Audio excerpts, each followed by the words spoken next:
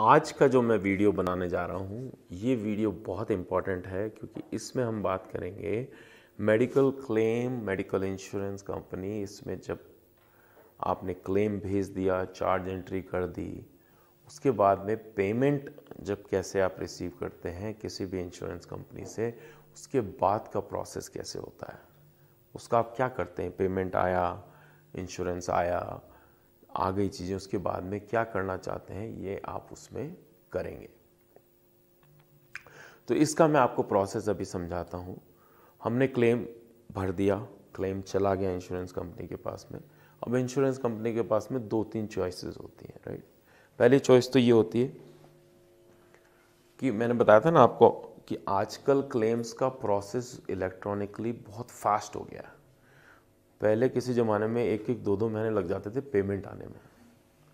आजकल अगर आपका क्लेम क्लीन है, किसी तरह की कोई प्रॉब्लम नहीं है, तो आपको तुरंत पेमेंट 4-5 दिन में आपके पास में चेक आ जाता है।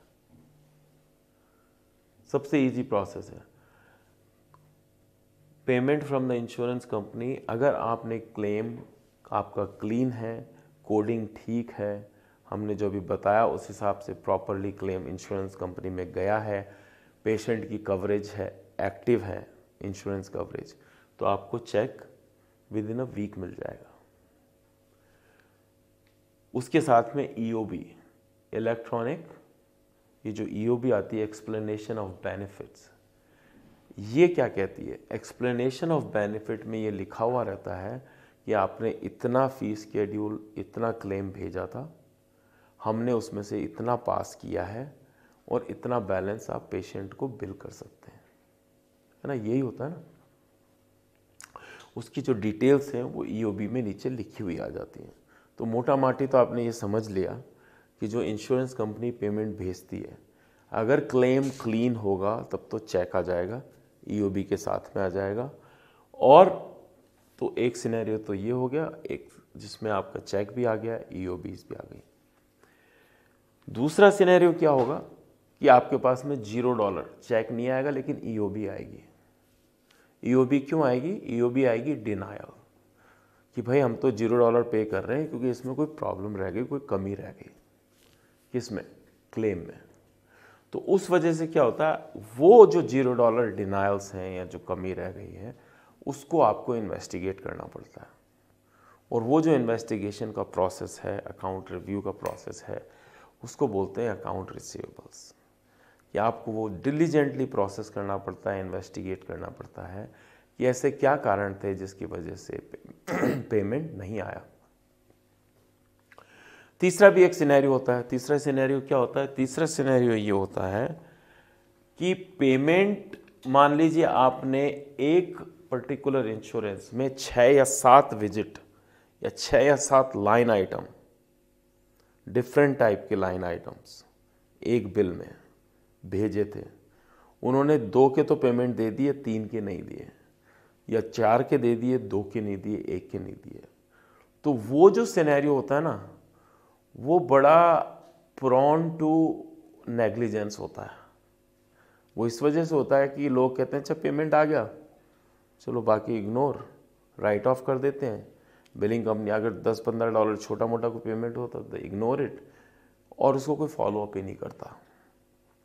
जो अच्छी बिलिंग कंपनीज होती हैं, अच्छे बिलर्स होते हैं, वो एक एक लाइन आइटम चेक करते हैं।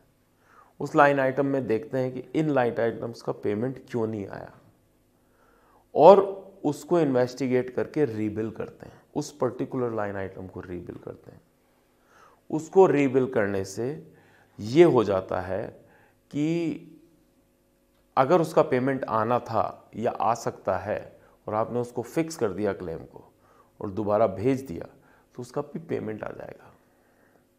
तो it is very important to check the EOB, because ये जो एक्सप्लेनेशन ऑफ बेनिफिट है वो इस ईओबी में लिखा रहता है। चेक आपके पास में आ गया, उसको बैंक में डिपॉजिट करा दिया। अच्छा, इसका भी एक प्रोसेस है। किसी ज़माने में फिजिकल चेक्स बहुत सारे आते थे, लाइक हमारा जो वहाँ का यूएस ऑफिस है उसमें ढेर लग जाता था।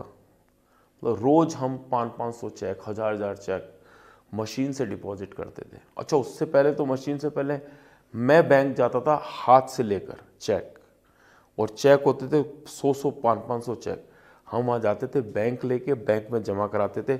हर क्लाइंट का अलग अलग अकाउंट नंबर होता था, उसकी डिपॉजिट स्लिप्स बनती थी, उस पर लिखे जाते थे 10-10 चेक, 20-20 चेक मैंने लिखे अपने हाथ से, और वो जमा होते थे। ये तो अभी पिछले 10 साल में क्या हुआ कि EFT करके एक नया सिस्टम आ गया, जिसमें जो फंड ट्रांसफ़र हैं वो automatically electronically insurance company to medical practice उनके बैंक में हो जाते हैं। तो लार्जली 70-80%, 90% जो इंश्योरेंस कंपनीज के पेमेंट हैं वो तो इलेक्ट्रॉनिकली आ जाता है। पहले किसी ज़माने में ये सब चीज़ें मैनुअल हुआ करती थी। तो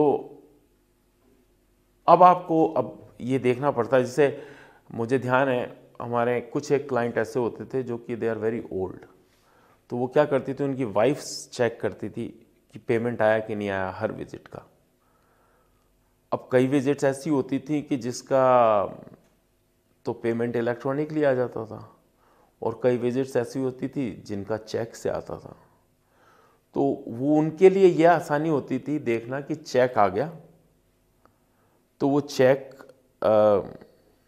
चेक जब आ जाता था तो उनका एक ऑफलाइन सिस्टम होता था खुद का क्रॉस चेक करने का, उससे वो क्रॉस चेक हो जाता था कि मैंने आज 20 पेशेंट देखे, इन 20 पेशेंट का चेक मेरे को 1 महीने बाद मिल गया।